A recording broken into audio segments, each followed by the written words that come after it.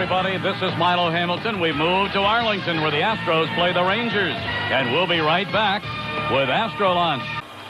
It's warm, but it is very windy in Arlington. What else is new? I don't remember playing here when the wind wasn't blowing a gale, and they haven't disappointed us with their windy welcome today.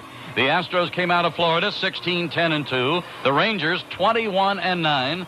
We will have Pete Shorrock in a very important outing for him. He'll go against Darren Oliver, and this will be the final tune-up for both of them. We come home to open against the Giants Tuesday, and the White Sox will be here to open against the Rangers. We've got a double dip with managers coming up.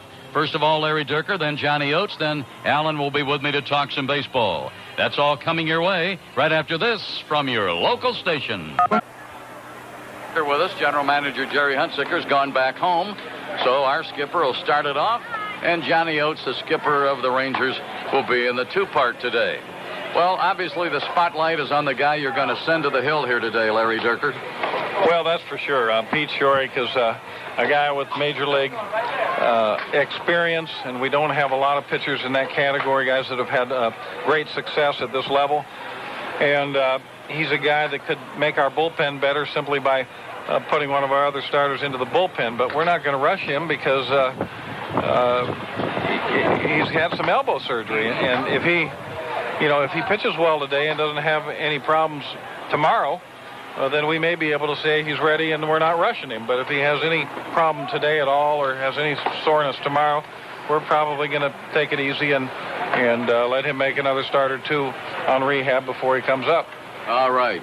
Now, as far as Halama started off well, then maybe had a couple where he hit a little wall, I would think you would be encouraged by the last two times out after the roughing up he got down at St. Lucie with the Mets. Really came back with a couple of good performances for you. Yeah, he sure did. I think one of the things that will help him is to get a major league win and to pitch a couple of games where he gets hit around a little bit and still gets a win or at least doesn't get a loss, because that's the way our club's going to probably be this year. We're going to score some runs and we're going to catch the ball well.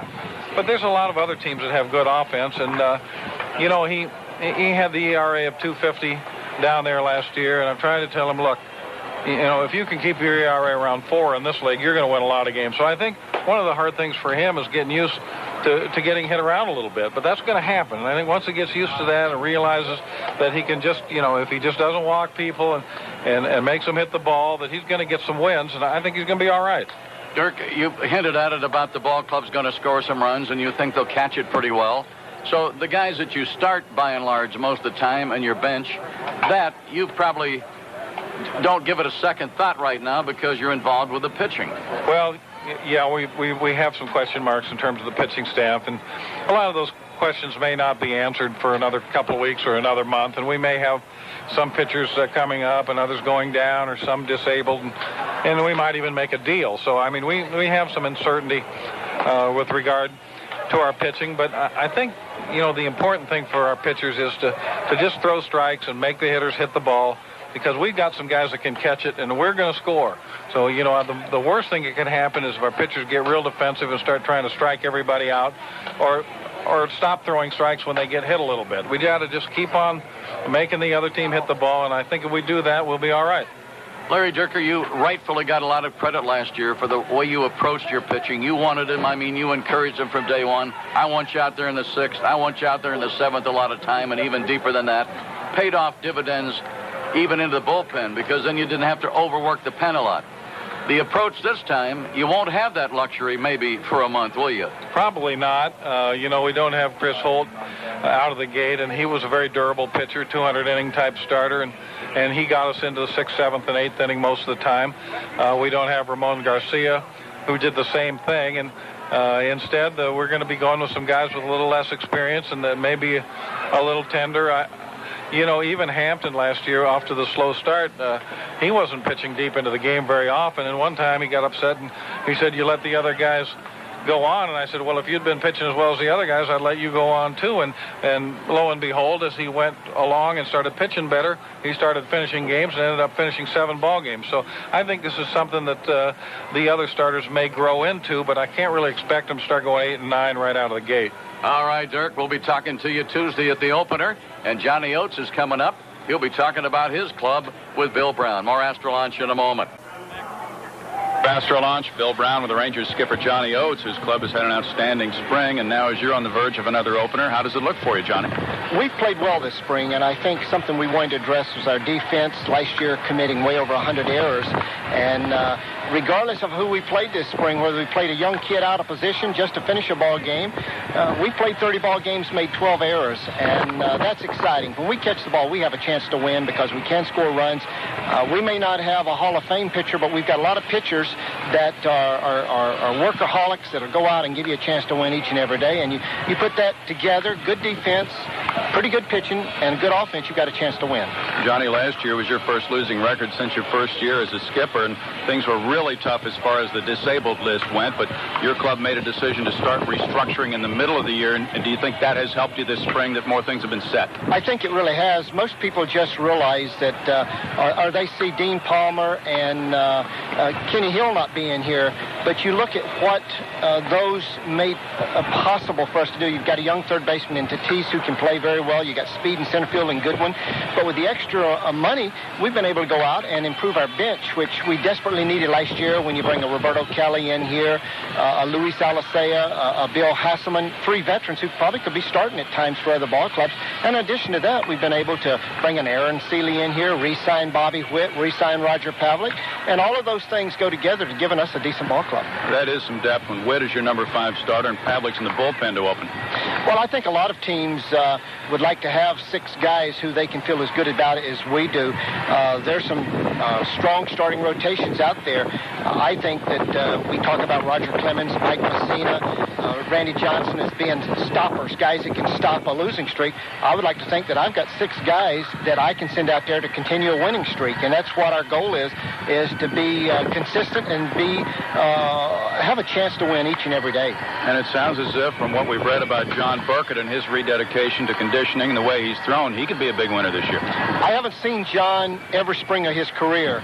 I know that since we've had him, he's throwing the ball the best right now, and he's on record as saying this is the best spring he's ever had. And those numbers that he put up this spring were not done with mirrors. He threw the ball extremely well. He had above average fastball, and we all know what kind of off-speed stuff he has. So hopefully, knowing that he had a lot of base runners last year, didn't walk anybody, but gave up a lot of base hits. But the stuff I've seen this spring, he has a chance and has earned the right to be our opening day pitcher come here Tuesday afternoon against the White Sox. But first, this very important game. There's a lot on the line. The silver boot. You and Larry Dierker are really under the gun for this one, Johnny. Is anything like the brown jug?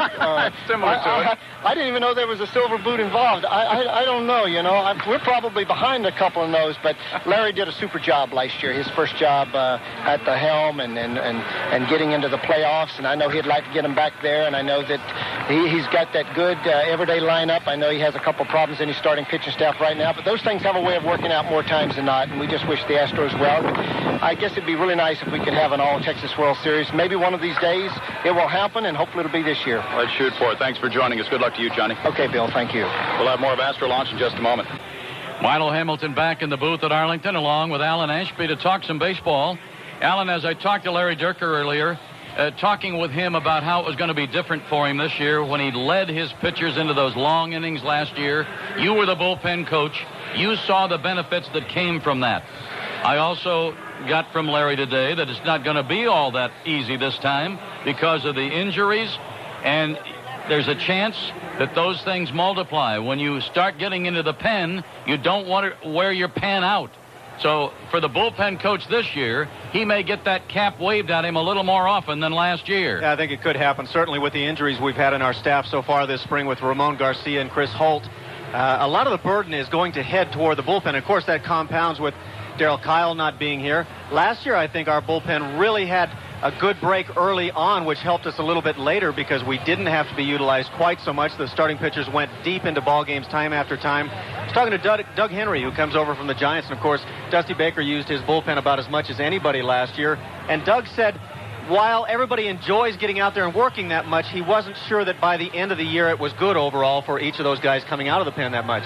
And when you think about it last year, I can only really think of about one stretch where really we wore out our bullpen a little bit. Otherwise, our bullpen was in such a situation. It was almost like you down there in the bullpen job.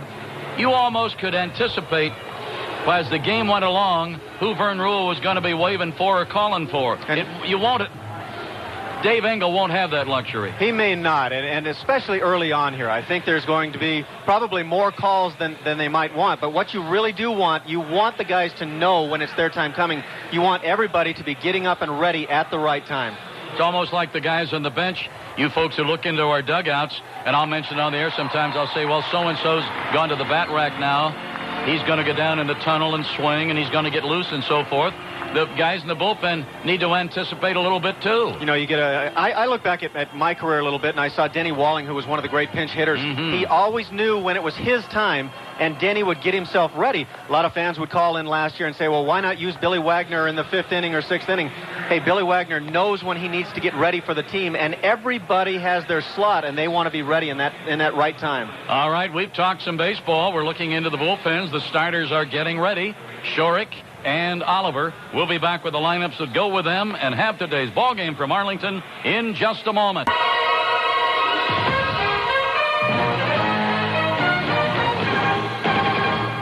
The Houston Astros are on the air.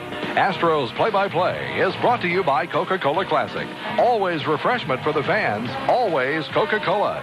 By Landmark Chevrolet. They make the deal when other dealers won't. By Continental, offering more nonstops from Houston to more destinations than all other airlines combined.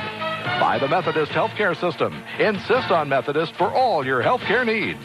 And by the new Dodge. See your friendly Texas Dodge dealer. From the ballpark at Arlington, hello again, everybody. This is Milo Hamilton along with Alan Ashby. Later on, Bill Brown and Jim DeShays will take you the rest of the way. And they've had the national anthem. The crowd's still coming in here for the Sunday afternoon game to see their Rangers, who were 21-9. The Astros did pretty well against American League opposition, 8-4-1. Umpires are coming out now to get the lineup cards, and we have them for you as always before every game. Brought to you by Landmark Chevrolet. Remember, folks, they make the deal when other dealers won't. They've been doing it for years, and they'll do it for you. Landmark Chevrolet presents the visiting Astro lineup, starting off with second baseman Craig Biggio. Derek Bell will be the DH today, and he will bat second. The 3-hitter, first baseman Jeff Bagwell. Cleanup hitter, right fielder Kyle Everett. Moises Alou in left, he's batting fifth. The 6-hitter, Richard Hidalgo, playing center. 7-hitter today, shortstop Ricky Gutierrez. Bill Spires at third, batting in the 8th spot. The 9-hole has the catcher, Brad Osmus. Our starting pitcher, lefty Pete Shorrock. Top 3 then for the visiting Astros. Biggio second, Bell DH, Bagwell first. Middle 3, Everett right, Alou left, Hidalgo center. Bottom 3 for Houston, Gutierrez shortstop, Spires third. Osmus will do the catching. Johnny Oates filled it out this way for the Landmark Chevrolet Texas Ranger lineup. Starting off with second baseman Mark McLemore. Luis Alicea, the third baseman, bats second. 3-hitter, left fielder Rusty Greer. Cleanup hitter, right fielder Juan Gonzalez. Will Clark, first base, batting fifth. 6-hitter, catcher Pudge Rodriguez. Lee Stevens, their DH. Kevin Elsters, the shortstop, batting 8th. Les Norman in center, batting 9th. The starting pitcher, lefty Darren Oliver. So for the homestanding Rangers, top 3, McLemore second, Alicea third, Greer left. Middle 3, Gonzalez right, Clark first, Rodriguez catching. And the bottom third, Stevens DH, Elster shortstop, Norman in center field. Those are the starting lineups, brought to you by Landmark Chevrolet. And remember, they make the deal when other dealers won't. They've been doing it for years, and they'll do it for you. Landmark Chevrolet. Umpiring crew here today. They've taken in those cards. You've got Ray DeMuro, Mike Everett, and Mark Wagner, the men in blue, for this ball game at Arlington. The dimensions, every crook and cranny here, boy. Let's go left to right. 332, 354, 390, 404, 400, 407, 377, 381, 349. Hike! This has got the feeling of those old ballparks, Alan Ashby. It really does. I didn't get to see a lot of those like some people around here, but somebody got confused out there laying out that wall, didn't they? Well, I tell you, that was a drunken sailor who filled out that line on the architect's plan, and they never moved it an inch. As we go to this ball game here today, we leave right after the game. Tomorrow we'll work out at 10 in the Dome. Later in the day, the Giants will work out in the Astrodome. Then, Tuesday, we get underway. Afternoon game with the San Francisco Giants. And the pitchers are already announced for that entire series, Alan Ashby, both for the Astros and for Dusty Baker's Giants. Milo, that would be game one. Shane Reynolds, 9-10 last year, goes against Sean Estes, of course, the Giants' best pitcher last year, 19-5. Game two, Mike Hampton goes against Oral Hershiser. And in game three, it's John Halama versus Kirk Reeder. Rangers getting ready to take the field. There they go. Back with the first pitch from Oliver in just a moment. Oliver warming it up. Place the Rangers after this reminder. Our broadcast is authorized under rights granted by the Houston Astros Baseball Club. It's only for the entertainment of our listening audience. Any publication, rebroadcast, or other use of the descriptions and accounts of this game without the express written consent of the Astros is prohibited. Announcers on this broadcast are employed and paid by the Houston Astros Baseball Club. Oliver's battery mate, Pudge Rodriguez, look at the infield right after the opening pitch. It's on the way to Biggio, and just outside a ball. Biggio moved up as if to bunt, laid off of it, and it's ball one. We're underway. The infield on the right side, Will Clark, Mark McLemore. Left side, Kevin Elster and Luis Alicea. Next pitch, strike called outside corner to Biggio. The Ranger outfield today, Les Norman in center, flanked in right by Juan Gonzalez. Over in left, it's Rusty Greer. Here's the pitch from Oliver. Hit him on the fist. Biggio pops it foul back, and the count is 1-2. Coaches in place for Larry Durker. Mike Cubbage at third. Jose Cruz is at first. Umpiring crew, DeMiro, Everett, and Wegner. Here's the pitch. Too tight at the knees a ball. Biggio in Florida had a .254 spring. 17 hits, 4 doubles, 3 homers, tied for the club lead in RBIs with 11 with Sean Berry. On deck, you've got Derek Bell, the DH today. Then it'll be Bagwell. Here's the pitch. Swung on through the hole. A base hit. So Biggio collects his 18th hit of the spring, starting off this ball game against Darren Oliver. Base knock starts it. Now Derek Bell, the DH, as we're playing in an American League park. Bell, a .288 spring. 19 hits, 3 doubles, 1 triple, 1 homer, and 8 runs batted in. So Biggio is on. Yesterday they had a Donnybrook in the first inning. It rained hits, as it were, and the Rangers came out with a lopsided win. This is Derek Bell. Stretched by Oliver, checks the runner at first, brings it to DB. It's high inside, a ball. Johnny Oates really feels good about his pitching, doesn't he? They apparently feel they have a very deep staff, one that should be very comparable with other pitching staffs around the American League. They may not be quite as strong with their front lead men, though. Looking in to get the sign. Oliver has it. He'll settle in right under the letters and go over to first base. Not close on Biggio. Biggio had 5 stolen bases. That was second to Ricky Gutierrez, team leading 6. Will Clark holding against Biggio. Here's the stretch and the look. Oliver brings it to the hitter. Threw it by Rodriguez. Biggio will go to second base. 79 degrees here. They told us yesterday they thought it might even be as high as 82, but I think this high wind that keeps blowing through here kept it under 80. Very comfortable as far as 2 teams getting ready for their final spring training game. Wild pitch is the call on the pitch that enabled Biggio to get into scoring position. Here's the pitch to Bell. Swinging, slow roller foul. Tied him up right on his knuckles. Derek Bell batting in that 2 spot in the last week, Alan. That's been the rule, not the exception. He looked very much like the tail end of the season last year, where he got in the 2 slot and just really got comfortable hitting the ball hard all over the place. 2 balls and a strike to Bell. Bagwell is on deck. Our season gets underway Tuesday, 4 o'clock in the afternoon with the Giants. Hope you have your tickets. Be a part of the opener. Here's the pitch. Swinging. Fly ball out into right center. That's where the ball carries here. And it will be gone right out over that 407 sign. A tater to start it in the first inning. Like yesterday, we got a grand slam. Today, a 2-run homer by Bell. It's his second spring homer. And just like that, the Astros get on top 2-0. How about that for the unexpected bomb right there, Milo? Pitch looked like it was somewhat down and in, and Derek was trying to hit the ball the other way to move Biggio over. Got a good swing at it, obviously, but the ball really carried up in that wind. So the Astros get their 30th home run of the spring, compared to 22 for the opposition. Now here is Bagwell. That is the wind-blown alley in this park when the wind is roughing it up like it is today. And the first pitch to Bagwell is a called strike. Bagwell with a 190 spring.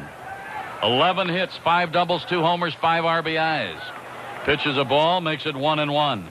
2-0 on the strength of a 2-run dinger by Bell. Makes sense. Here's the pitch. Tight under the knees, a ball. Surprising to see the ball carry that way when you simply look at the flags up above, because the flags are blowing dead in from right field. Apparently it comes in the stadium and swirls back out. It's one of the idiosyncrasies of this ballpark.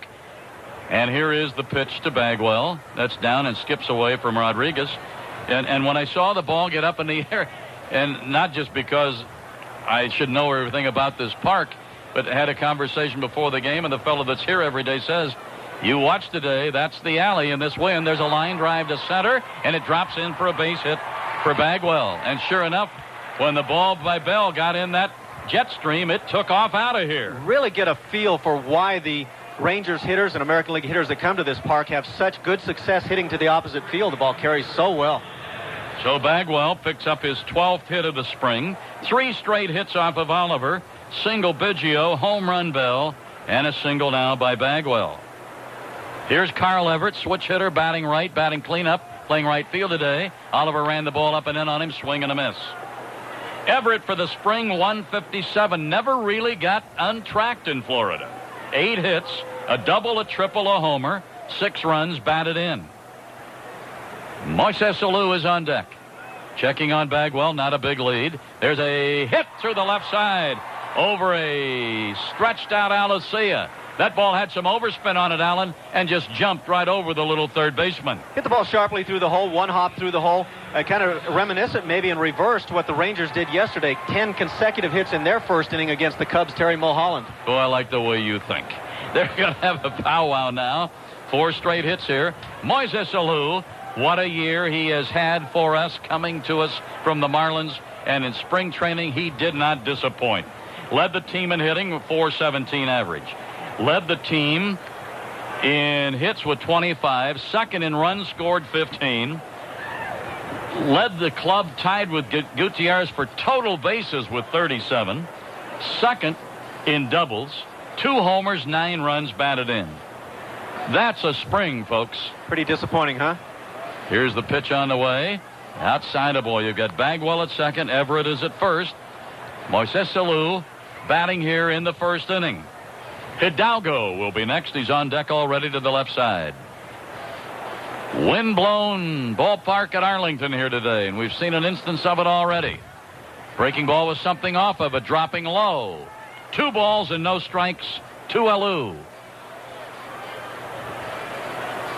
Remember, tomorrow, if you haven't yet made your plans to be a part of the opener, John Sorrentino's staff will be there, ready, willing, and able to answer all your questions. Swinging and foul tipping. You call 713-799-9567. Opening day tickets, of course, first on your mind, but mini plans, full plans, star suites, skyboxes, groups, everything to inquire about, and they'll take care of you. Checking in at second. Oliver delivers to Alou. Tight at the knees, backed him out of there. 2 balls and a strike. They'll be seeing a full house here for opening day. They've already sold out. It would sure be great to see that happen in Houston, wouldn't it? Well, then you know the Marlins, who gave away their ball club, they have sold out their opening game. Here's the pitch. Swinging. Line drive back into left. The left fielder back. It'll be over his head. Up against the 390 sign. We're going to wave 2 runners here. And the throw to the plate will never get there. Clark comes over to cut it off. It's a 2-run double by Alou. His 26th hit. His 10th and 11 RBIs with his 7th spring double. And the Astros are leading in this game 4-0. He just continues that torrid pace. Actually, it's not just a torrid pace. It's a consistent torrid pace. And I think really that's why Jim Leyland said he was their best ball player in Florida last year. Now we're going to have a little powwow. The pitching coach says, well, I think it's time to go out and talk to Darren Oliver. He might be the only one who will talk to him. Although the catcher is out there and Will Clark is there. But Will Clark never saw a conversation he didn't want to be a part of. That's right. You know, sometimes you wonder what gets said out there. I've heard anything Well, one of the best is after somebody will hit a ball just a ton, somebody will come out just to loosen up a pitcher and say, gee, how'd you hold that thing? Sometimes that doesn't play real well out there, however. I think the most quoted line of all time, though, in situations like this, when the pitching coach gets out there, he looks at the catcher and says, well, how's his stuff? And the catcher says, how the heck should I know? I haven't caught one yet. And that's about what's happened here with Oliver. That is. 5 straight hits. Runner at second is Alou. Hidalgo, the batter. Doggy for the spring, 250. 8 doubles led the club. Fouled off to the right. Cheo Cruz yesterday on Coach's Corner thinks that Hidalgo will eventually go for some power. He's still a youngster, but he thinks he's going to be a terrific extra base guy, and especially doubles. I think he's very accurate there. If you look at the size of Hidalgo, I think he's actually gotten a little bigger and stronger from last year. A good-sized man to be able to hit home runs. Besides his 8 doubles that led the club, 1 triple, 1 homer, and 8 runs batted in. A total of 17 spring hits. And there were a few days he didn't play with that tenderness in his shoulder. There's a strike call to Hidalgo, and it's 0-2 to Richard. Gutierrez is due up next. The thing about Hidalgo is he doesn't always have to be hitting to contribute. He's so outstanding in center field and on the bases. Look back. Here's Oliver delivering. Down and in. Almost nipped him in the shin. 1 ball and 2 strikes. 5 straight hits. Biggio, Bell, Bagwell, Everett, Alou. 2 RBIs, Bell. 2-run homer to right center. 2 RBIs. Double for Alou over the left fielder's head into left center field. Alou at second with a pretty good lead. No infielder making a move on him.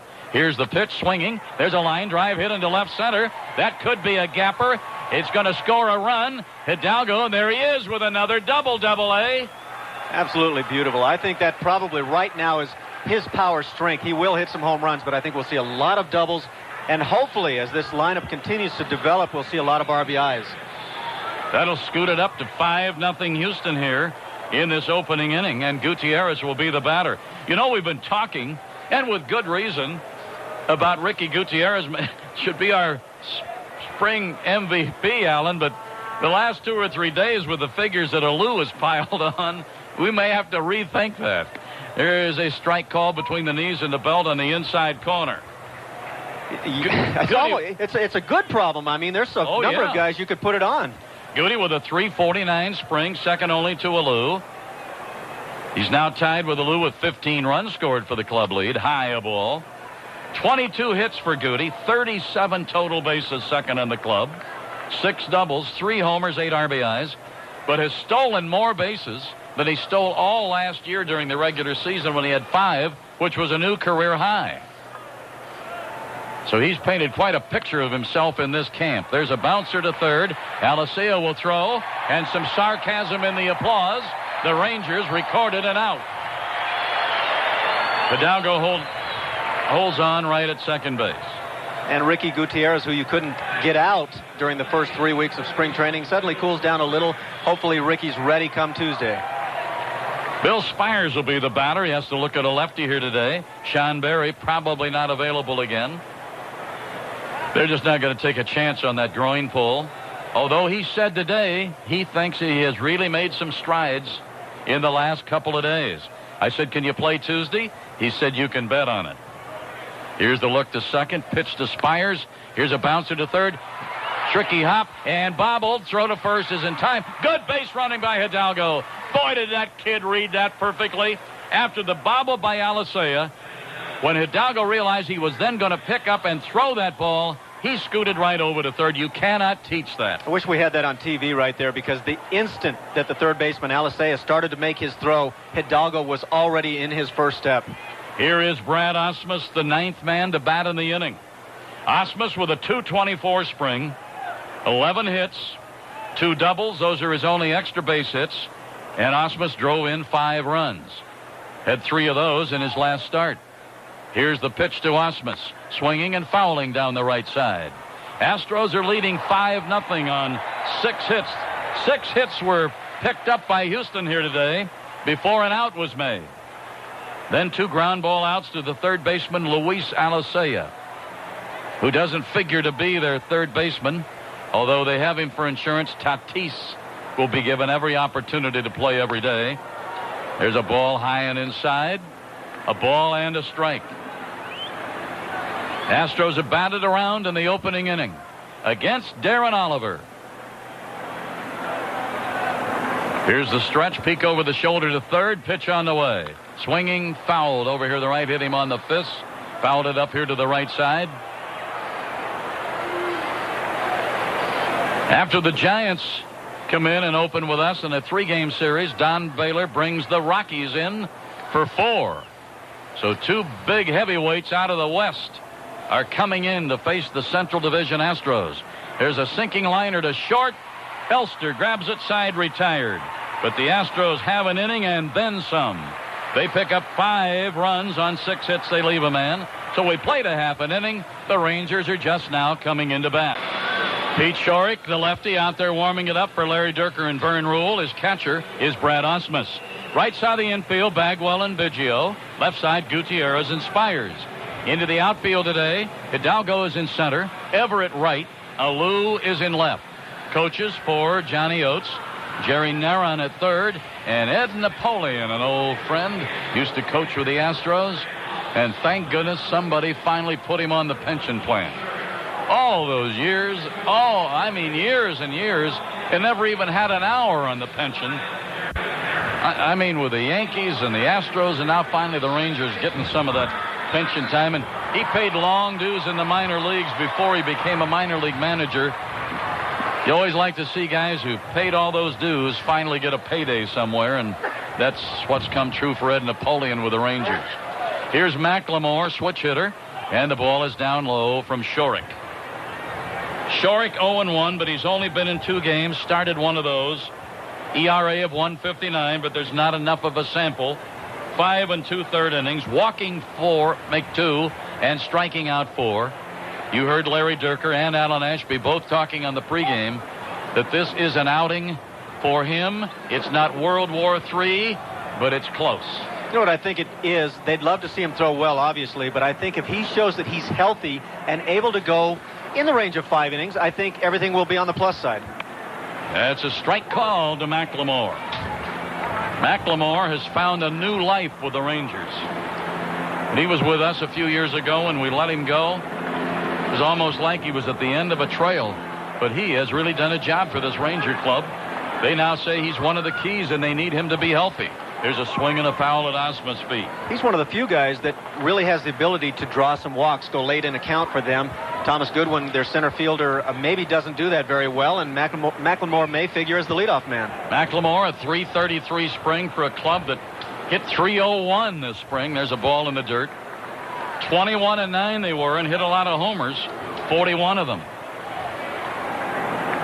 McLemore with 20 spring hits, 4 doubles, 3 homers, 4 runs batted in. Switch hitting second baseman, Luis Alessio, a little firecracker infielder, used to be with the Cardinals where we saw him. There's a shot toward the hole. Goody backhands from the edge of the outfield grass. Strong arm and got him. That's the Goody we've been seeing all spring, Milo. Just actually, as well as he played offensively, I think it's the defensive side of the game that set him apart this spring. Here is Alessio. This little guy used to go on a tear once in a while. I remember of a couple, 3 years ago with the Cardinals, he absolutely wore us out. He's that kind of a streak hitter. And they feel happy that they have him as a little insurance and a utility infielder. Alessio bounces one deep short again. Backhanded, bobbled. Fast man running and won't get him this time. Goody looking to see. A little rough out there on that infield right now. And that will be a base hit. Alessio's 16th hit of the spring. Alessio hit .294 in their Florida games. There's a man on. And here's Rusty Greer, very popular player here. What a year he had last year. He's one of those guys, uniforms dirty right after the national anthem. He's a hustling little guy. There's a pitch outside. The wind is blowing, and it may blow this booth right back to Houston. Rusty Greer, a .290 spring, 1 homer, 6 runs batted in. Pitch on the way, a shot to short, double play, ball flip, fire, double play. 6-4-3. Everything hit on the ground in that inning. Off the offerings of Pete Shorrock, 6-4-3 double play. We played an inning. The Astros lead 5-0. Biggio stepping in to lead off the second. Before he steps in, we step out on the Astros radio network. From Arlington, Milo Hamilton and Alan Ashby opening up this game. Biggio started the game with a hit and scored. He leads off the second, and the pitch is high from Darren Oliver. Rejoining us a little late on a Sunday. First 6 men in the order delivered, and before you knew it, it was 5-0. Pitch to Biggio is a ball, and it's 2-0. A very attractive ballpark here, and the fans have responded to it. There's a ball down low. As Alan alluded, the fact, I think as of yesterday, they had maybe a handful of tickets left. They're assured of a sellout for their opener with the White Sox. There is a strike call to Biggio, taking all the way, and it's now a 3-1 count. Bell on deck, then Bagwell. Let's make it unanimous in Texas for sellouts for openers. Wouldn't that be nice? Be lovely. For those that wonder about the impact of the new stadiums, it has pretty much been universal across the board. Hasn't hurt a bit. Here's the pitch to Biggio. There's a strike call. Split that plate in two. It is now a full count. Milo, that wind's starting to affect our game now. There went the popcorn. Yep. I always did like a booth decorated with popcorn. Oh, yes, sir. Here's the payoff. And did he go? They're asking. Yes. First base umpire rings it up. It's a swinging strikeout. Good Derek Bell homered to right center with Biggio aboard in the opening frame to get the Astros out of the chute. Bell stepping in. Bagwell is on deck.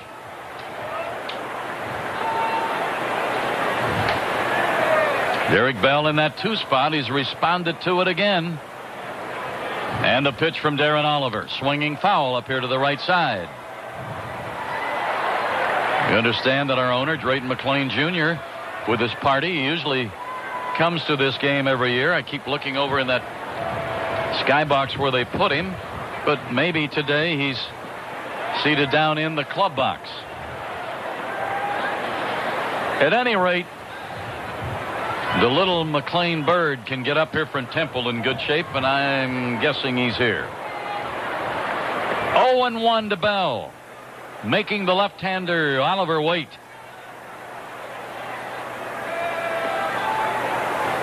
Now the lefty into the wind, and the pitch on the way to DB. Swinging. There's a low flare out behind second. Shortstop will back up Elster about 8-10 feet into the grass, and it's 2 away.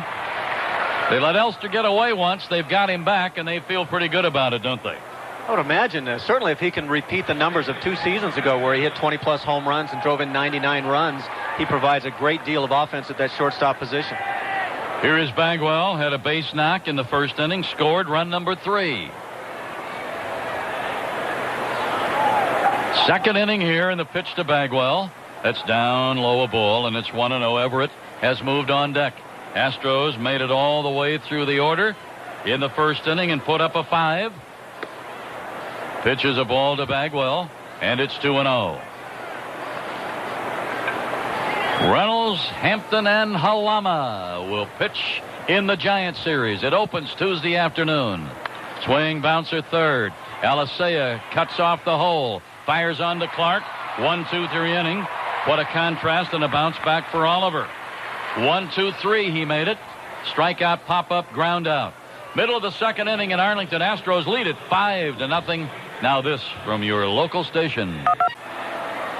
Bottom of the second, Juan Gonzalez, their cleanup hitter and right fielder, will lead it off against Shorrock, followed by Will Clark and then Pudge Rodriguez. Gonzalez, a .304 spring, 3 homers, 15 runs batted in. They're much happier about another item with this guy than they are his spring training figures. Off-speed curveball and a beauty just floats right through there, and that being that he's going to be healthy on opening day. They haven't enjoyed that lately. He's had a lot of injuries in the past, and certainly it hurt him last year, but boy, when he came back with a flourish, didn't he? Yeah, he gets it going in a hurry. Here is the 0-1 from Shorrock. Swing and a miss, another off-speed pitch, bending down and in this time. And Gonzalez trying to get out of there and get all the parts back together. When a big power hitter misses on a changeup, he then has to give that vertebrae a little twist. It's amazing, especially as hard as he swings. Imagine 133 games last year, and he still hit 42 home runs. He's one of those guys who'll hit 50 someday if he has a full year. Here's a pitch inside and didn't miss by much. 1-2. Of course, he's already been an American League Most Valuable Player. He's just a horse. And he will carry his teammates on his back. Sign given by Osmus. Shorik ready. Here's the pitch. Swing and a foul up here to the right side into the mezzanine. And out again. Oh, they're booing him. That's right. You get that souvenir in there. You can't lose it. Got to have better hands than that if you're going to come here as a fan. Probably an old catcher. Catchers would have hung on. That's right. 1 ball, 2 strikes. Shorik kicks and brings it. There's a drive to left. It's a line drive. Home run into the pavilion. Shorik got that ball up, out over the plate. You can't do that with Juan Gonzalez. Yeah, and you know, he threw a couple good off-speed breaking balls early in the count for strikes. That time he just got it up, as you say, it hung, and Gonzalez was all over it. For Gonzalez, his 4th spring homer, 16 RBIs.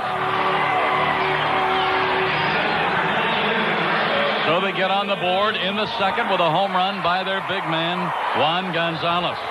That'll bring up Will Clark. Alan Ashby certainly recalls this fellow's first big league homer. Boy, do I. Here's the pitch to Clark, and it's just outside a ball. He hit it to the deep part of the dome, just to the left of the center field hitting background where the big wagon gate splits. And he'll always remember it, Will Clark, because he hit it off a future Hall of Famer.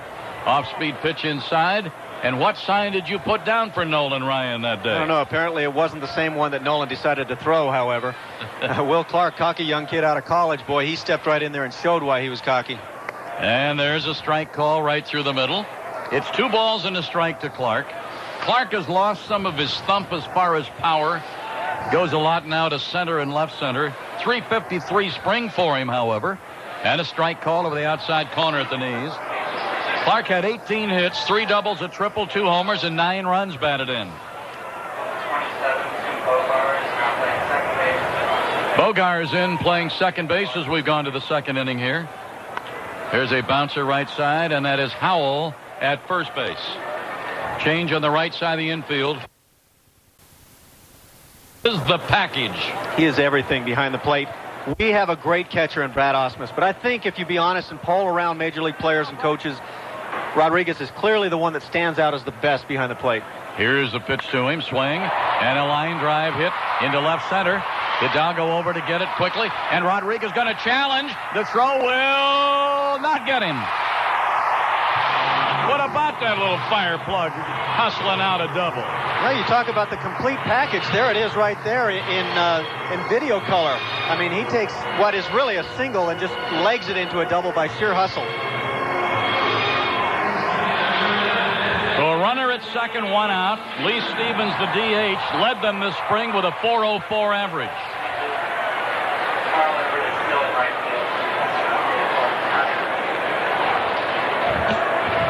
Lee Stevens, the DH, left-hand batter. And he'll see a lot of action as a DH. And once in a while play some first base. Here's a bouncer, foul down the right side, past Ed Napoleon, the first base coach.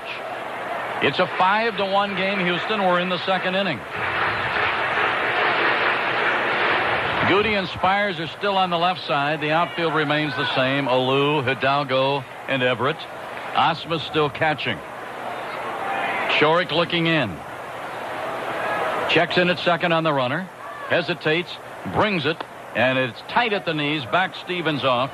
Stevens is the DH for Johnny Oates today. Shortstop Kevin Elster.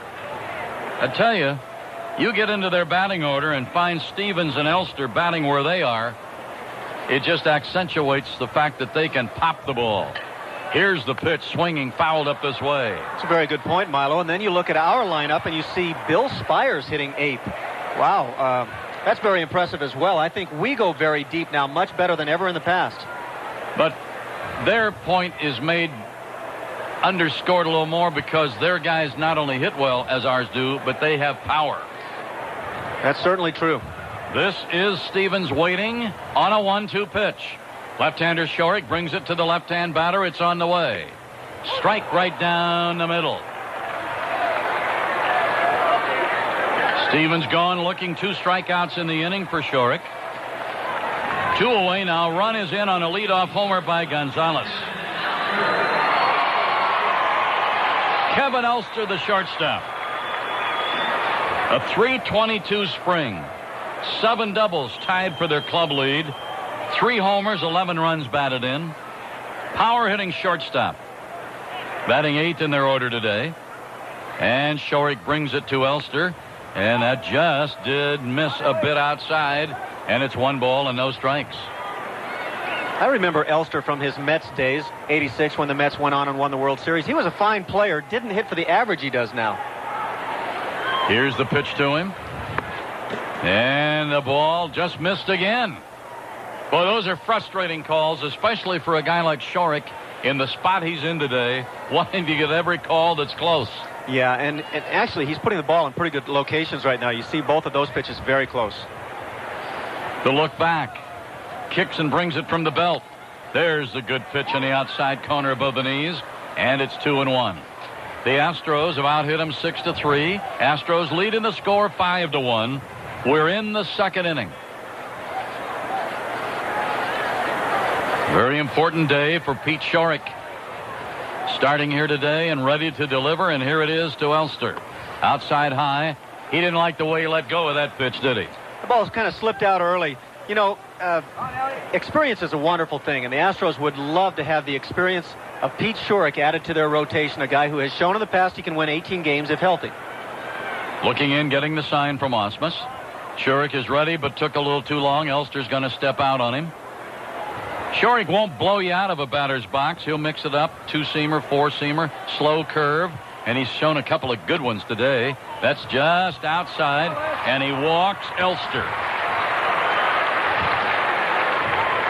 That'll bring up Les Norman, playing center field for the Rangers today.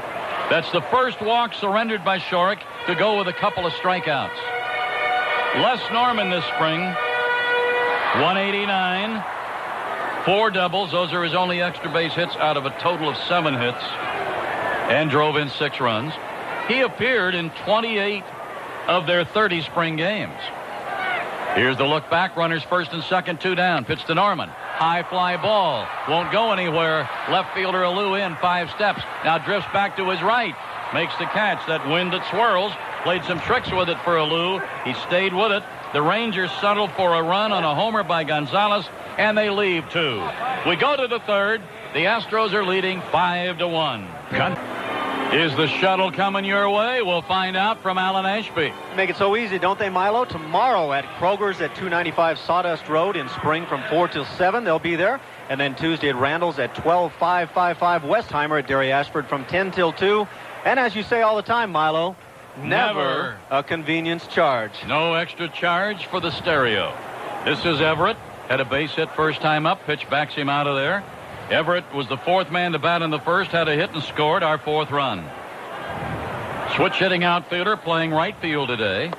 Down and in by the shins. It's 2 balls and no strikes. Darren Oliver still on the mound for the Rangers. White Sox will be in here to open with them on Tuesday when we're opening at home with the Giants. Here's a bouncer. Shortstop comes in. Elster had to reach down in the dirt to get it. Didn't give him a big hop at the end, but he threw on to Clark. And there's 1 away. Here's Moises Alou. Was limited to just a pinch hitting role yesterday, and that was simply because of the courtesy for Larry Dierker to let him bat in front of the fans that he made so happy last year with the Marlins. This time of the spring, some guys have a little nick or two. Alou does that. Obviously wasn't anything to worry about because he's right back in there today. Here's the pitch to him. Swinging, line down the left side, down toward the corner. And it is a foul ball. Rode that line for about 300 feet. Then hooked off foul to a fan who dropped it. And the left fielder Greer goes to get it. And Flips it up to him. Even when you get Alou out, it seems like he attacks the ball. Yeah, those fans yesterday really appreciated when they got that chance to see him yesterday, and I just have a sneaking hunch some of the fans in Houston may feel the same way very soon. Alou had a double in the first and drove in runs 3 and 4 and later scored run number 5. He broke his bat on that foul ball down the left side. He's gone over and gotten a new one. Moises Alou. Right-hand batter waiting on the left-hander Oliver. Here's the pitch. High ball. When I think of this market and think of Oliver, I think of Al. Used to wear a 0 on his back. There are some folks who will argue that Al Oliver has Hall of Fame credentials. That's down and out of ball. There's some pitchers I played with that would argue for that. Boy, he was a good hitter. He was one of the very best off-speed hitters I ever saw. Here's the pitch to him. There's a swing and a high pop. Foul over to the right. Clark going over. Will he run out of room? It's going to blow it. And he stayed with it. What a reaction. Hey, old folks made a play. I'm telling you, that was a tricky pop-up because it was blowing it back away from him. He thought that the wind was going to take it over above the dugout. He stayed over there. Then it blew it back toward the infield, reached over and grabbed that thing. What a reaction. That was a very candlestick-like play, and I guess if anybody had experience from that, it would be Will Clark. I'm going to put a blue star on that for the thrill. What do you think of that? Probably would have gotten an error had he dropped it, but it actually was a great play. Here's Hidalgo. He doubled in run number 5 in the opening inning. High a ball, and it's 1-0. Astros 5-6-0. Rangers 1-3-0. Darren Oliver pitching for Johnny Oates. Here's a foul up to the right off the bat of Hidalgo. Tuesday, Wednesday, Thursday in the Dome. Astros hosting the Giants. 2 division champs from last year. Here is the pitch on the way to Doggy. There's a high fly ball out into left center. It'll hang up. Center fielder Norman backs up a couple of steps and has it. And it's a 1-2-3 inning for Oliver, who's now retired 9 in a row after giving up 6 straight hits, good for 5 runs. The tide has turned for him. Middle of the third, Astros lead it 5-1. In the third, McLemore, Alicea, and Greer will face Pete Shorrock.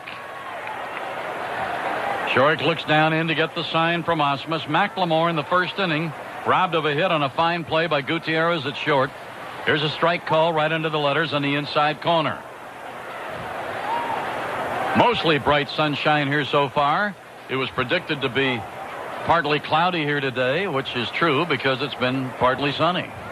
Here's the pitch, swung on, bouncer third. Oh, an Olay by Spires and throws him out. Billy Spires, a little side swipe and throws out. McLemore's got to be saying, hey, what are those guys doing on the left side of that infield? I could be 2 for 2. Pretty nice play there by Bill Spires. The in-between hop hit sharply, but Bill Spires actually a very good glove man no matter where you put him in the infield. Alicea had a base hit in the first inning. Up here 1 for 1, switch hitter, feet wide apart for a little guy. That almost nipped him in the lead elbow, and it's ball 1 and no strikes. Greer will be next. Astros leading 5-1, third inning. Off-speed breaking pitch stayed away. Now let's see if Osmus, after letting Shorrock throw that pitch away, if he set him up to come inside here. And there's a little swifty. He sure did change the pace on him and got a called strike. He did. In fact, that time he went away with the fastball. He came in to start him out. So actually, we've seen almost everything now. In hard, away soft, and away hard. Down and in. 3 balls and a strike to Luis Alicea. I don't know if by design with that wind tending to make the ball go to right field, but he has worked in pretty steady. Here's the pitch. Up and away. It's a base on balls. 2 walks to go with 2 strikeouts on the Shorrock card. Here's Rusty Greer, hit into a 6-4-3 double play in the opening inning. Our general manager, Jerry Hunsicker, one of those very rare times when he's not with us on Sunday, but had to go back early from Florida yesterday. Lots of things going on, and you know he's a busy man. There's a throw to first, not close.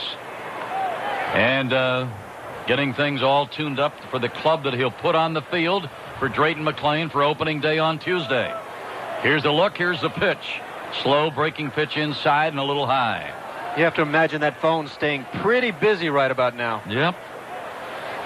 General managers do have a way of keeping those lines hot. And when you're looking for some pitching, even more so. Here's the throw over, not close. Alicea bouncing around over there, but he really didn't have that big a lead. I guess if you're looking for pitching, you just have to stand in line right now. The early bird maybe gets the worm. Here's the look. Throws over again, not close. Let me write early bird. Well, okay. Gets the worm. It's not mine, but it's just come out in the last week or so. Yes. Here's the pitch. Slow breaking pitch away. Just missing with that off-speed curveball. 2 balls, no strikes to Greer. Gonzalez due up next. Pitch on the way. Swinging comebacker, and Shorey can't find it. Now he'll get it and flip to first, and it's safe at first. A double play ball. Now the runner trying to go to third, and he'll go because Howell went to sleep a little on the play. The ball scooted away from him about 6 feet. Good alert base running by Alicea. And Shorey, I think, would tell you he should have turned 2 on that ball, and he didn't get anybody. Yeah, I think so. And the hop came up over his head, and maybe as the glove passed his eyes, he lost sight just a little bit. Ball bounced off his glove, and then he turned it into a very tough play at that point. It's a base hit for Greer, and an E1 allows the runner to get over to third. It's the first error of the day. Runners on the corners, and here's their big bopper, Juan Gonzalez. They now have 4 hits. He'll check runners on first and third. There's a swing and a foul on a changeup. Fouled it up here to the right side. The Astros have out hit him 6-4, leading the score 5-1. But that 4-run lead is a little suspect at the moment because they've got runners on the corners. There's only 1 out. And Gonzalez, who hit a line drive homer in the left field pavilion in the second, is in the batter's box. Strike 1 count to their wonderful Juan. Check the corners. Here's the pitch. Off-speed breaking pitch, strike called. He's out in front of him 0-2. But remember, the first time Gonzalez was up there, Shorey had a couple of good off-speed breaking pitches, but then got one up a little, and Gonzo hit it on him. Checking corners again. Here's the pitch. Bounced it up there. That's not too bad of an idea either. Keep it out of that. You know, that 0-2 count, you really don't want to just groove one. You want to make a tough pitch, and so often pitchers try too hard and just throw a terrible pitch. That one, I think, bounced in front of home plate. A ball and 2 strikes. Better than bouncing in the pavilion. 1-2 to Gonzalez. Will Clark on deck. Their runners lead at first and third with 1 out. Shorey stretching and brings it. Swing and a miss. Took something off again and struck him out. That was gorgeous. There's the same off-speed breaking ball that we saw the first couple pitches of his first at-bat. He came right back to it. I guess he put that in the mental bank and knew what he had to come back with. 3 strikeouts for Shorey, 2 of them swinging. Here's Clark. He struck out swinging in the second inning. Rodriguez has moved on deck. An old warhorse up there now, Will Clark. Here's the pitch. Swinging, and a bending fly ball down the left side. It'll drop and go into the corner. A run is in. They're waving the trailer. And it'll be a 2-run double for Clark, an opposite field double. And as we talked about him, Alan, when he came up the first time, he doesn't pull the ball like he used to. Goes to left a lot more. And now there's a good example of it, and he gets 2 RBIs. Will Clark is a good hitter. There's no question about it. In fact, even on what a lot of people called an off year last year, he hit .324. It's just that he's not driving in runs with the propensity he had earlier in his career. I think he probably has a pretty good mindset to go ahead and prove people wrong there. Now a 5-3 game, Houston. Here's Rodriguez, who hustled himself into a double in the second inning. Clark putting Alicea and Greer on the pay station, and they've tightened it up to a 2-run game. Houston 5, Texas 3. Here's the pitch to Pudge. Here's a high bouncer right side. The pitcher's got to get over. Howell will deliver, and safe because the throw was on the home plate side. Shorik had to reach back and could not get his foot on the bag. Going to third is Clark. It's safe on the corners. Very tough play for a pitcher. He's running full bore going toward the bag. He can't look at the bag anymore, and he has to divide his attention on the ball. It's very tough to get the foot on the bag. This inning really hurt by errors.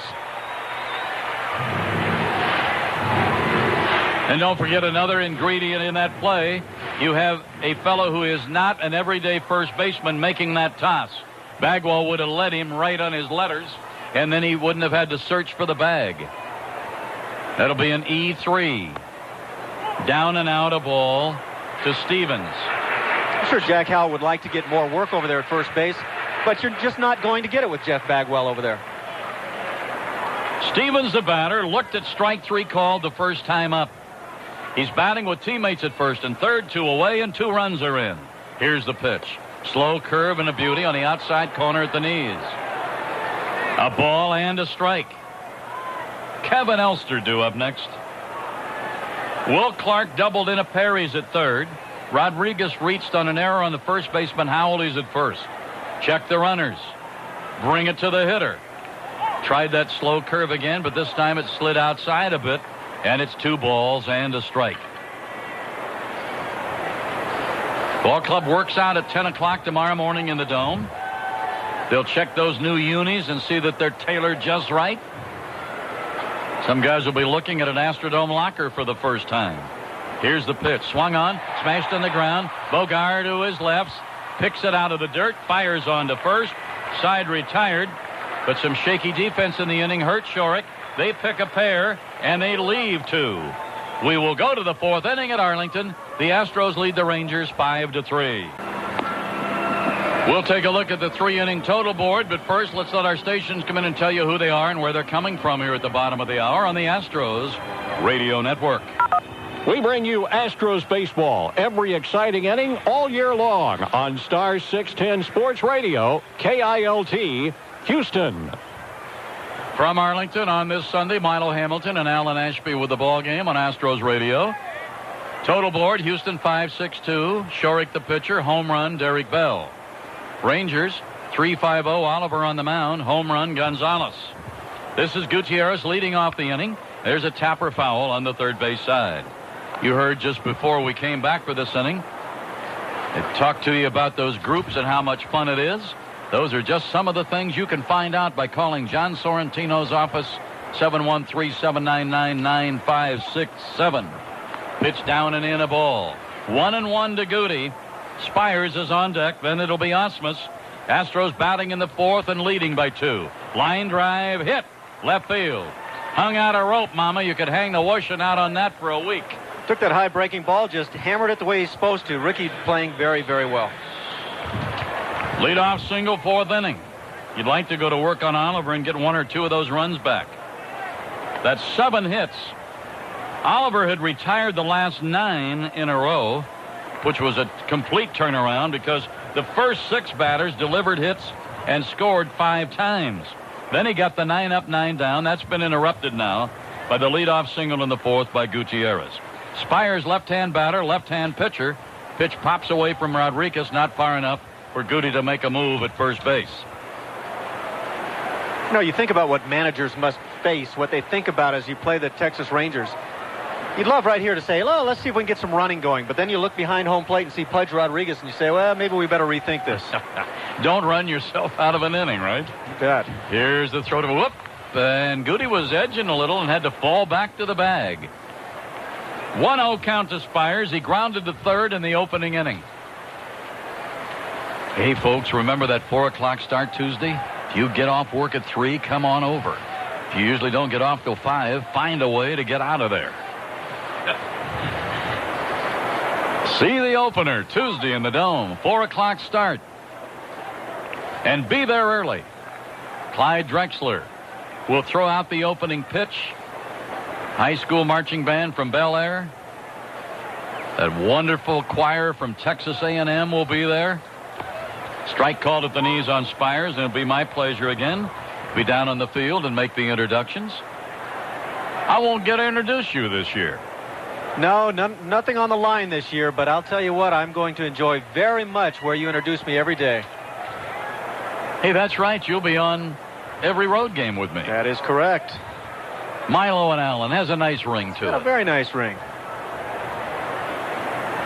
Stepping out on the pitcher, Spires knocking the dirt out of his spikes. Bill Spires gets back up in there. There's a Will Clark at first, and there's a Will Spires at home. Runner going, throw to first, and the throw down after the first baseman gets it, and the shortstop will take it. That's a 1-3-6 caught stealing. Nice move by Oliver. And he apparently has a pretty good move. I haven't seen a whole lot of him in the past right there. Kind of a high leg kick and then comes over a little bit like John Halama. So it's 1 away now, and the count's 1-1 to Bill Spires.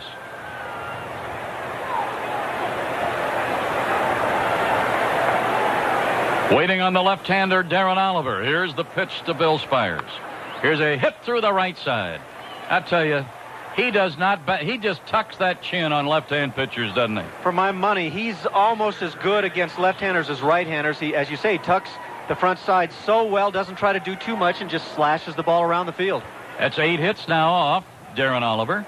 Astros about hit him 8-5. Astros leading the score 5-3. This is Osmus. Sent a sinking line drive to the feet of Elster to retire the side in the first inning.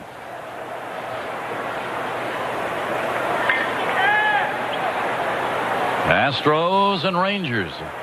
Certainly is significant to the Rangers, the silver boot. Johnny Oates, interviewed before the game, says, what is it? Here's it's to Osmus. Line drive, hit into left field. Little jug-handled liner. Look at Spires going to come to third. Osmus had taken a big turn, then thinks better of it as Greer comes over to get that ball. But look at that. Spires looking right at the play, Alan Ashby. He knew he could get the extra 90 feet out of it. Very intelligent ball player, Bill Spires. And, of course, right there, he could read that right away and just took off going. 3 straight hits in the inning. The caught stealing put a blemish on it, so it's up to Bogar, batting for the first time today, to make some hay while the sun shines in Arlington. Bogar batting with runners at first and third. Fly ball with some depth gets you a run. Base hit could keep an inning going. Foul down the right side. Out of play. We've talked so much about the spring of Gutierrez, and if he wasn't having a monster spring, we'd be crowing about Bogar's spring. Bogey hitting .333, 16 hits, 2 doubles, a triple, and 7 runs batted in. He's really had an outstanding spring. And as good as everybody knows Bogey is defensively, I think, as I said earlier, that Gutierrez set himself apart with his defensive play this spring. Check of the runners. Here's the pitch. Strike call, and boy, Rodriguez will scare you to death. He was getting ready to throw to third, but the thing that kept him to throw third was Alessia was taking a nap. It was siesta time for little Louie. He was about 20 feet from the bag, and Rodriguez is burning, folks. He was coming firing out of there. Whoa. And Alessia apparently had no idea. You wonder how he held on to the ball. Here's a swing and a foul down the left side past Billy Spires. 0-2 to Bogar. Bogar's first at bat of the day. Derek Bell is due up next.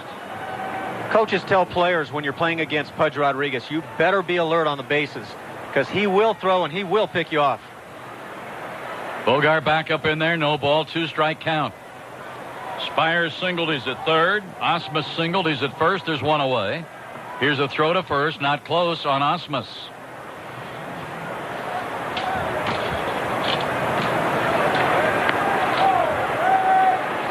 Long look in now by Oliver. He'll stretch above the belt. Here's the pitch. Steve Wright call. Perfect pitch by Oliver. Inside corner out of the hands. You just can't do anything with that pitch. 2 away in the inning. And that is the second strikeout for Oliver. And a big one there because it took away the sac fly possibility. Bogey wasn't able to get the ball in play and get you that run home. So now you need a clutch job out of Derek Bell. Bell hit a 2-run homer to left center about 410 feet away. Here's the pitch to him. Bends it down and in. And it is ball 1. Then in the second inning, Bell popped up to the shortstop. Easy to gauge the distance on DB's homer because it was just to the right of the 407 sign. There's a little well out there, kind of at the left end corner of their bullpen, and that's where he hit it. Stretching, looking. Oliver delivers. Swinging, hit him on the fist, popped him foul up this way. A ball and a strike.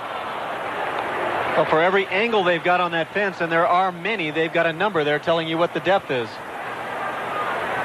They've got their bullpen on a parallel to right center. And the visiting bullpen is in left center field, and the pitchers warm up throwing away from the action. So you have to look for everything here. Here's the pitch. That's a high strike call.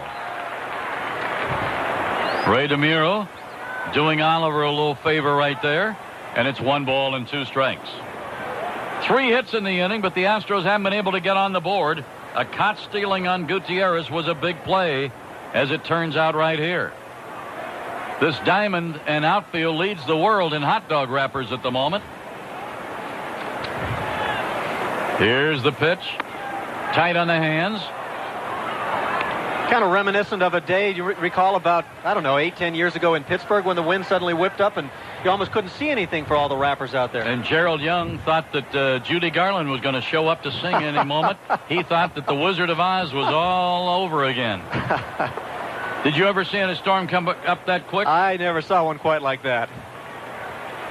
Here's the pitch. Swinging. Bouncer to the mound. And Oliver right there throws to first. Side retired. So Oliver bent a little in the inning but did not break. 3 hits, 2 left. Puts you in the middle of the 4th in Arlington. Astros lead it 5-3. Now this from your local station. Larry Dierker's made another change. Dave Clark has gone in to play left, so Alou's work is over today. Hidalgo still in center. Everett is in right. Right side of the infield, Howell and Bogar. Left side remains Gutierrez and Spires. Osmus still catching. And in the bottom of the 4th, Elster, the shortstop, will be leading it off.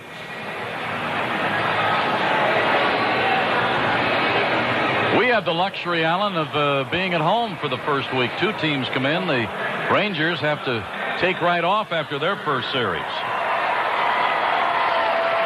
I've always loved that about the Astros, getting to start the season at home, and well, they should in the Dome. And they do it again, and they do it this Tuesday with the Giants. Dusty Baker, manager of the year, brings the Giants in for 3. Strike call to Elster, catches an outside corner at the knees. Pete Shorrock is worked into the 4th, and he's leading in this game 5-3. Here's the pitch on the way, and that's down and out of ball. Some shaky support in the 3rd inning hurt him, and some of it fell right on his shoulders. He'd have gotten right out with that double play ball back to him. Here's the pitch on the way. Down and in a ball. 2-1 to Elster. Norman, playing center for them today, is on deck. Shorrock with the sign. Now to the motion. Kicks and delivers. Down a ball, 3-1. Wall calendars from Exxon. Very popular item with Astro fans. Saturday, April 4th, 7:05. Sunday, April 5th. Those 2 games against the Rockies next weekend in the Dome. Here's the 3-1. Line drive, left center, base hit. Clark over to get it. Bobbled it momentarily, but Elster not running hard that time. Had he taken a pretty good turn after he got down to first, he might have gotten an extra 90 feet, but he wasn't at first base yet when Clark got to that ball. And now Elster will be lifted for a pinch runner. That's a base hit for Elster. Hit number 6 off Shorrock. Here is Les Norman. Flied to left, 2nd inning. The first 25,000 fans to both of those Rocky games, Saturday and Sunday, will get the wall calendars from Exxon. Pitch on the way to Norman. Slow curve in for a strike. For tickets to the big wall calendar from Exxon weekend, visit the Dome box office, Ticketmaster ticket centers, including Blockbuster Music, Fiesta, Foley's, and Randall's. Outside a ball, or you can call 713-6-ASTROS. This 4th inning of work for Shorrock was the one that did him in last time out. He was trying to get 4 innings and wound up with 3 2/3. I imagine he wants to get at least 4, maybe 5 innings today. Norman waiting on a 1-1. Swing and a miss. Good action on a pitch down and away from the left-hand pitcher to the right-hand batter. I would have to say, in watching Shorrock, I see no signs of anything bothering him whatsoever physically. Here's a stretch and a look, first base. Here's the pitch now to the hitter. Into the dirt, good smother of it by Ausmus. Who is that string bean at first? When you want them to turn to you, they never turn, do they? He won't give us his back, will he? Yeah, number 1. In your hearts? Not yet. That'd be Domingo Cedeno.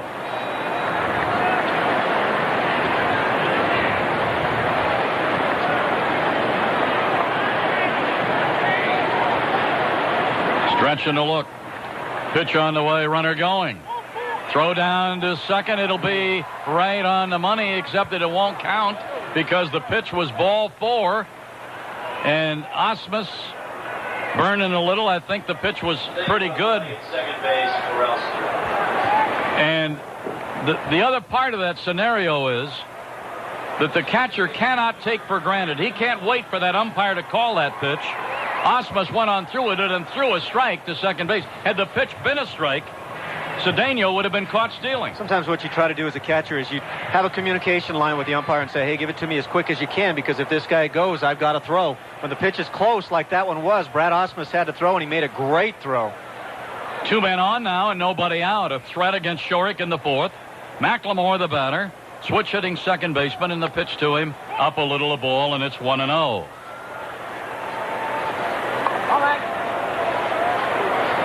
McLemore hit the ball on the ground twice. Good plays by Gutierrez and Spires have kept him off the base paths so far. Shorrock delivers to him. Strike call right under the hands on the inside corner. A ball and a strike. It's the bottom of the 4th at Arlington. Astros got out of the chute in a hurry. A 5-run first. They're leading at the moment 5-3.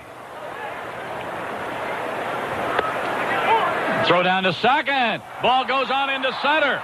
Little mix-up on who is going to cover. Throw comes into second base to Bogart, but the runners have both moved up on the throw by Ausmus. There'll be an error catcher, and that's a tough error on Ausmus.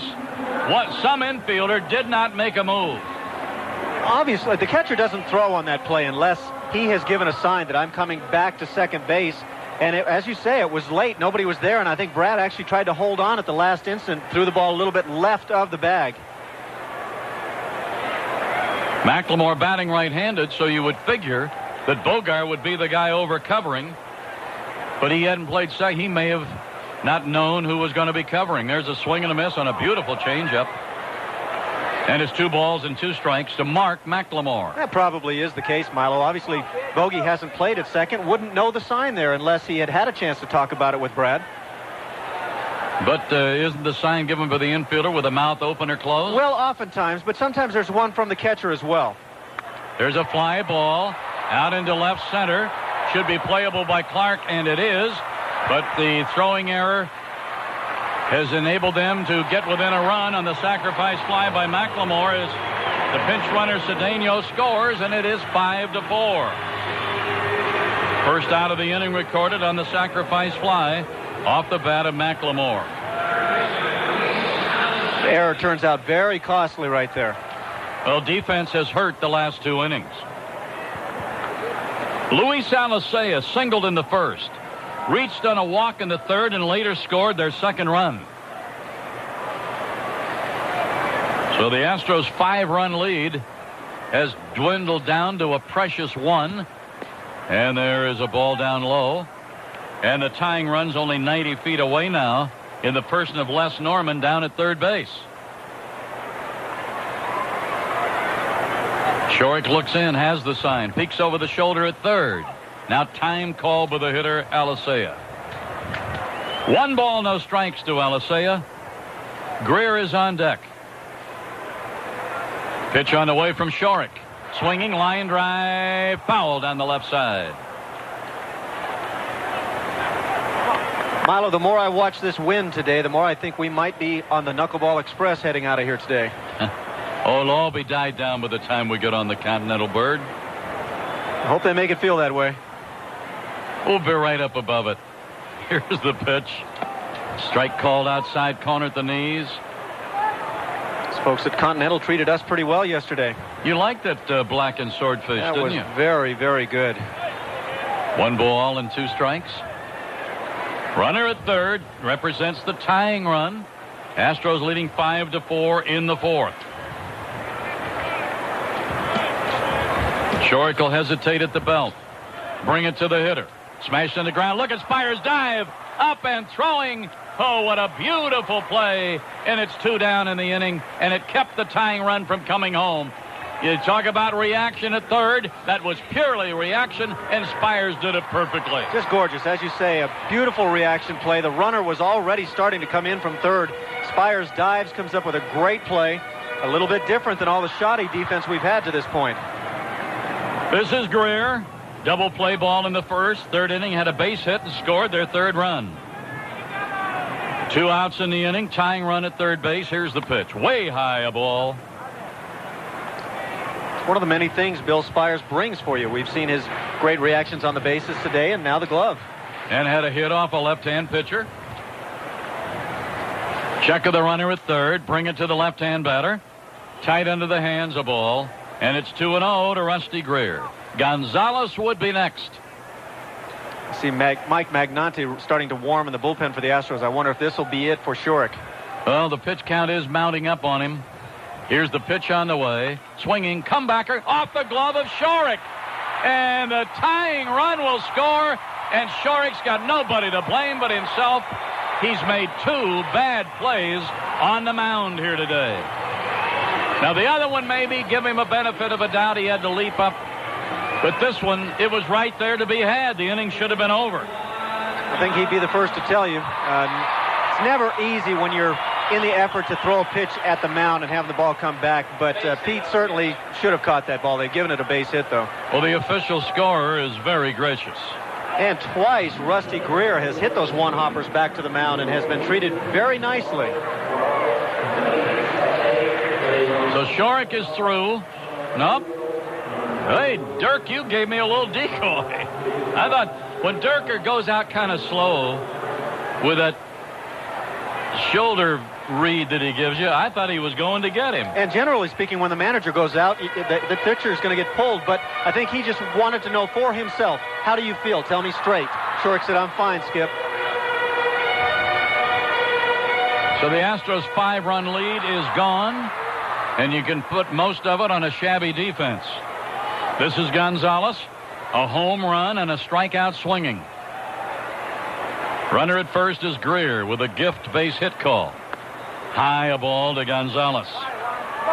2 runs are in. That makes it 5-5. See the name of a friend of ours hanging on one of the facings here in this ballpark? Mr. Nolan Ryan. I never saw anybody put up a retired number and have the number up twice. Down and in the ball. You know what I mean? Yeah. Usually it's got a number up with no name in the ballparks. But this one has Nolan Ryan, 34 before Nolan and 34 after.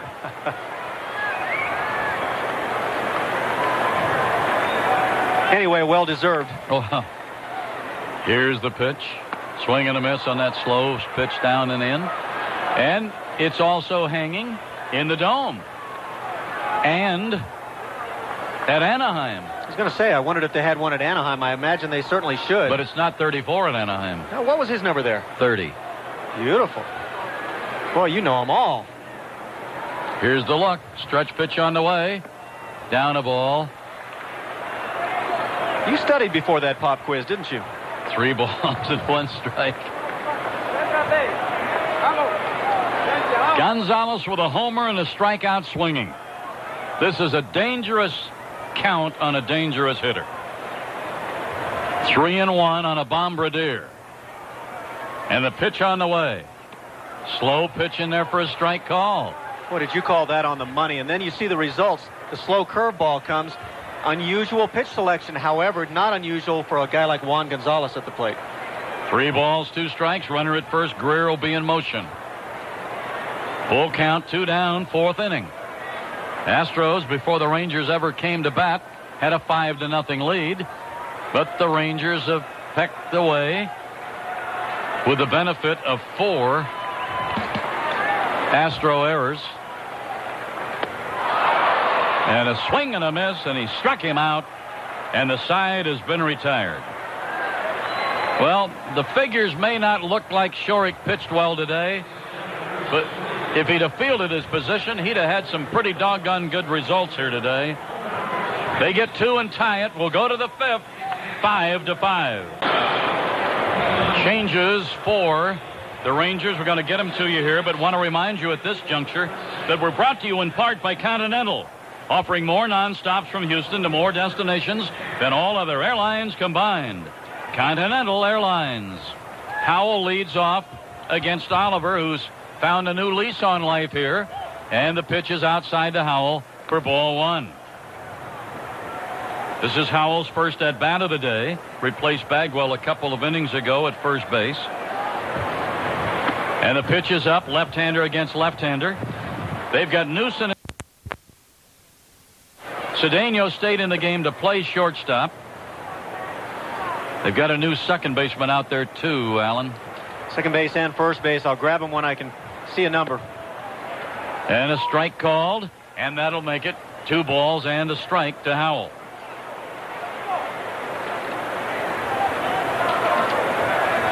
Howell waiting on the left-hander Oliver, and here's the pitch, swinging. Chopper past the mound. Second baseman got to come, dig, throw against the grain, and a nice play by the new second baseman. 55 on that number. That would be Scott Sheldon. 1 away in the 5th. Now the only thing we're missing is a new first baseman. This is Everett.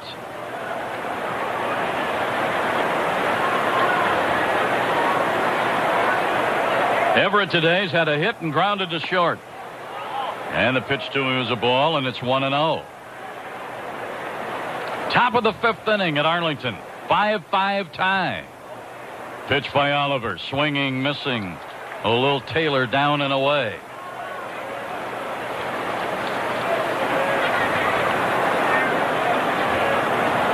On deck, Dave Clark, who came on to replace Alou.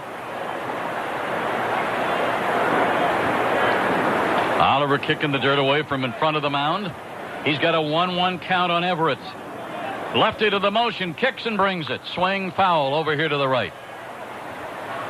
I think we owe you a break, don't we, Bob Elliott? We'll get it in here after another pitch. 1 ball and 2 strikes. Oliver wheels and deals. Swinging foul down the right side. We break it here at the top of the hour on the Astros Radio Network. Pitch down and in a ball. Milo Hamilton and Alan Ashby here in Arlington. Pavlik, an unhappy camper in Johnny Oates' pitching plans, and a Houston native, is warming up in their bullpen. There's a little slice line drive out into right center. That ball will take off and go to the right center field fence. Everett will stand with a double with 1 out here in the 5th inning. Everett is 2 for 3. A 1-out double for Carl Everett to right center. The Astros now have 10 hits. They have out-hit him 10-7. At first. That's Joe Hall at first, I believe, Milo, and outfield. Okay.